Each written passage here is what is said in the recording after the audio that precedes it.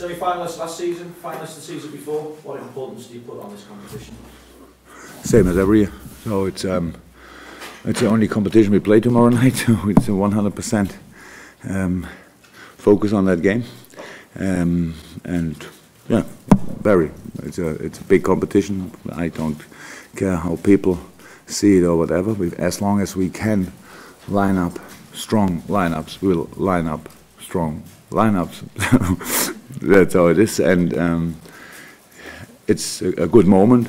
You know, of course, it's a little bit strange that we play Leicester again at the weekend, but I'm sure both sides will make a few changes. That makes sense for the players and all that stuff, but not again. And I said this a few times, not to go with a weakened team in this competition, only to bring again in fresh legs and give a few players opportunity to play football and with a clear plan to win the game.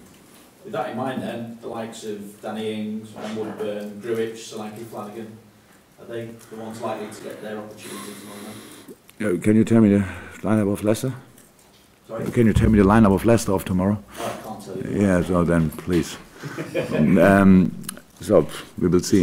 Yeah, all good. No, we will see. Yeah.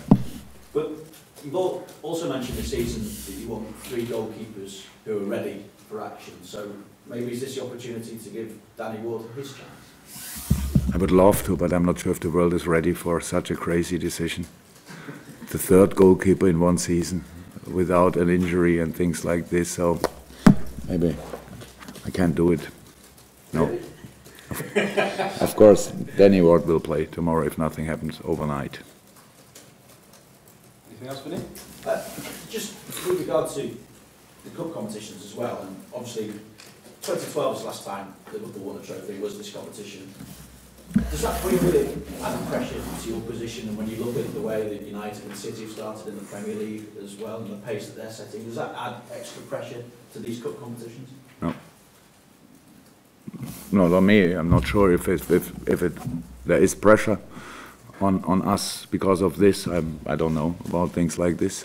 But I don't feel pressure. I feel the opportunity. I feel the chance to do something really good. I see the opportunity to win a very, very interesting cup competition. That's all. I don't. How I said, probably I have pressure, yes, but it cannot be bigger than the pressure I put on myself. So, and I'm used to that, and so that's what we try to do. I cannot. As I watch the games of United and City because it's interesting to see, but it's not my job to count points in this moment and say, okay, now they have this lead or this. They are obviously in a good shape and moment. Oh, that's how it is, but a season is sometimes like this, and you have to stay.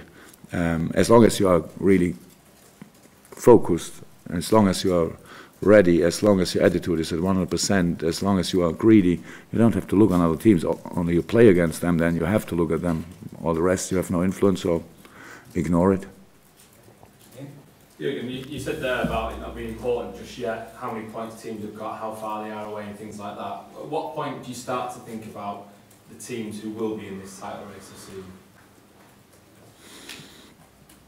I'm absolutely not interested in other teams who are. I think it's not a surprise that City and United are in.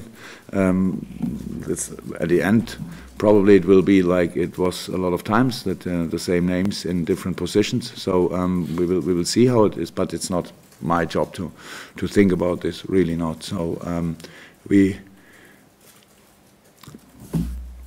I can also not say always what everybody want to hear. So if I'm disappointed, if I'm frustrated with something, then I would tell it. But if I'm fine with a lot of things, then I say it also, and that a lot of people don't want to hear. I know that. It's then if I'm happy about performance in a lot of moments, and if I want to build on the good things, it's my decision to do it so. So it's not. I cannot change my opinion every day because out there are 500 million different opinions. So I'm not overly happy with our situation, but I know why it is like it is, and so that's my job then to work on this and to change that and to use our chances more often in the games. But first of all, I said a few times, and you know it, you are also long enough in the business, it's all about creating these situations, and then you have to score. I know that, but and we have to avoid goals of the opponent. Actually, we do this most of the time, but sometimes obviously not, and then we put all the finger in this situation and not in 500 other situations. That's football. That's in these times. That's how it is, and you cannot change that. I only can work with the boys, and that's what we do. Actually, we love working together. We enjoy this team and this situation in the moment, but we also know that there's a big responsibility in, because obviously we are strong. That means we need to deliver, and that's what we are working on. How do you make a team more ruthless when you have a game like that at the weekend? Is it a case of working on certain situations in training? Is it more the mental aspect, or is it just a case of the look changing a little bit? If you look at the 125 years history of Liverpool, then probably it's, and that's a little bit of the problem, that everybody knows still when it was better. Nobody knows anymore when it was worse. That means obviously everybody feels a little bit of this pressure. It's always when we don't score the first goal, then it's already again like this. And I think you can feel it in the stadium. It's woo, we don't do it, and all that stuff. But you cannot. We have to do it again, to do it again, to do it again, to do it again.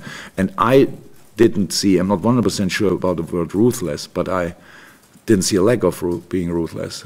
That they wanted, they were in the right positions, and I think it's pretty clear that, for example, Daniel Sturridge, usually in a game like this, with the situations he had, he will score.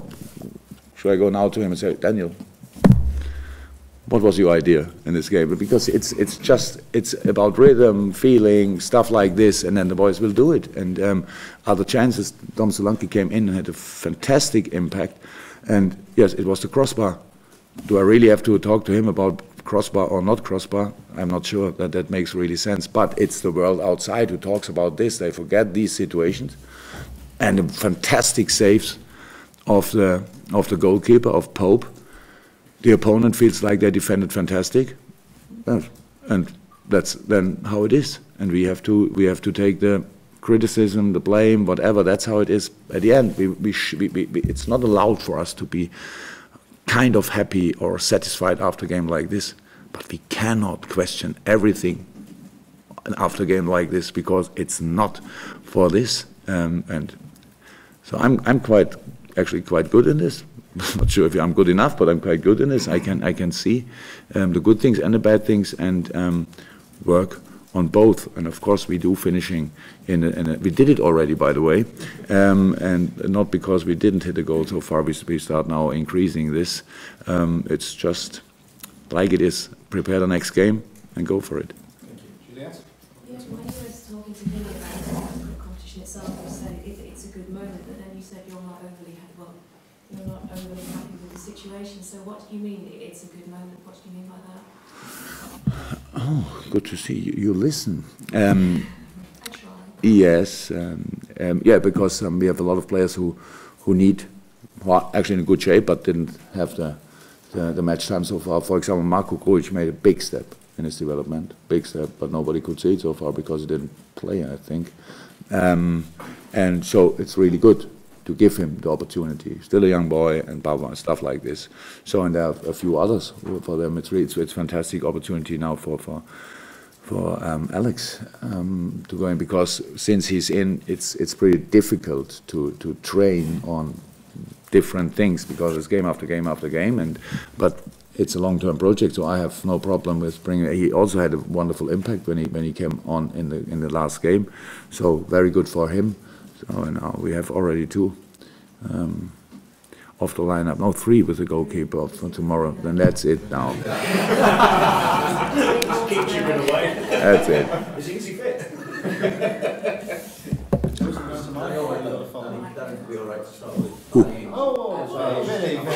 Oh, yes. Through the back door. Go,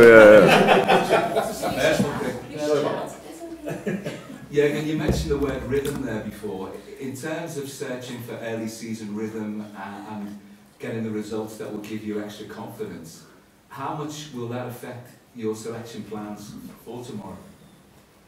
Oh, we have enough games that the players can gain rhythm step by step. That's not a problem, and it's a situation we have to make changes. We have to rotate. That's 100% clear. We can line up. Okay, but if a player like Sadio is suspended, then probably it's not possible. We can line up all the time the same team. Could have so far, apart from the suspension, and wait until somebody's injured and cannot play anymore, and then another player comes in. So we have to do it because we are convinced about this squad, and so that's why we gave different players opportunity. Yes, and then it's maybe after a few games, it's the next step. What the next step in our development, which we have to reach, that we, without having 90, being in the best shape. But there are different reasons why it's in an early stage of a season, not that easy. But we will come to this point. I'm 100%. We will reach that point. I'm 100% sure. So far, it's okay. I only want to say, Daniel had not that many games or minutes, but it was really good. He had 90 minutes. It was physically really strong, always in the dangerous areas. Was all involved in pretty much everything. So that's really good. He made a really good game, and but yes, at the end, if we talk about finishing, it was only example. How can we train this?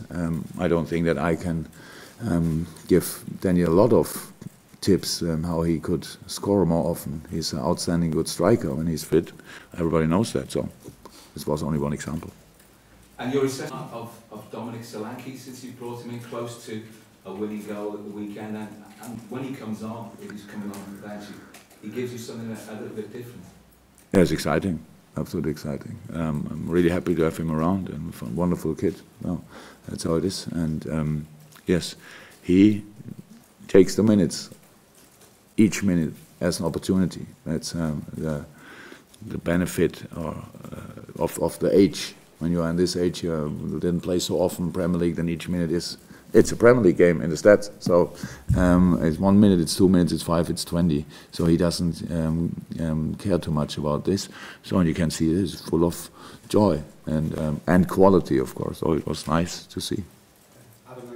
Jurgen, you said about Danny playing tomorrow. So the plan to use him to play for him for the League Cup competitions, or is it still between him and Boris? Yes, and then after the game, who's now after the game tomorrow? Who's now number one? That would be a nice question. Would be a nice question. Yeah, it's the plan. Okay, Carl. Jurgen. Hi. Alex, can you just explain how easy or difficult it's been to getting up to speed with what you want to do since he came in? Because obviously he only has substitutes so far. You know how many times? Yeah, that's. We work really on it. So we sit together with him and the analysts and show him how we want to play him on this position, on that position. So it's work to do, but it's no rush in. So that's how it is. But really good that he's here. But of course, how always it would have been better. And next year it will be like this. If a new player comes in, he's in for the season at least. Maybe not for the pre-season, what would be even better, but for when the season starts. And now we are really in this 3 games a week rhythm, and in the international break, he's with the national team, and so that's not easy. It takes time, that's all, but it takes not. We will not wait for the next 2-3 years. It's all good. How I said already on the weekend, he came on, and in a difficult situation, was pressure in. We wanted, and we tried to do something without giving him too many opportunities. So we took a lot of risk in this game, and he was involved, and he did really well. Just asking, injury-wise? Yeah, Chris Shaw's going to ask. I will come back to you, Mike. Chris, yeah, I'm not sure we might uncover a fourth starting player for tomorrow, but just wondering what John Flanagan's situation at the moment is tomorrow. A chance for him is not really too long. Yes, we have to see how I make the squad, but of course it would make sense that Flanagan at least is in a squad for tomorrow. But with playing from beginning, that's now really that didn't have a lot of match time so far, so that we will see what we do. It depends to a few other things. We have a few little things Dejan obviously didn't play because of the back problem, and now then we have to see how we can line up on the centre half position. That depend then is Joe then centre half or full back and stuff like this. So we will see how we can do this, but he is in the mix for tomorrow for sure. Okay, Glenn, anything from you? Just on any injury updates. Both Kleiny and Adam or what? Yeah. Or anybody else? Yeah, Dejan, I said it should be okay for tomorrow, but we will see.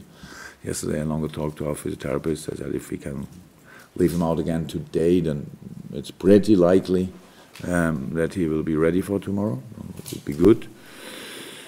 And Kleiny had yesterday, I think, the third or the fourth run outside. Not highest intensity, but big step. Big step, coped well so far with this. And Adam is close to go outside and run. He's already on the Alto G. And so next step, and give you another update in the next press conference. Then he trains completely normal. Anything?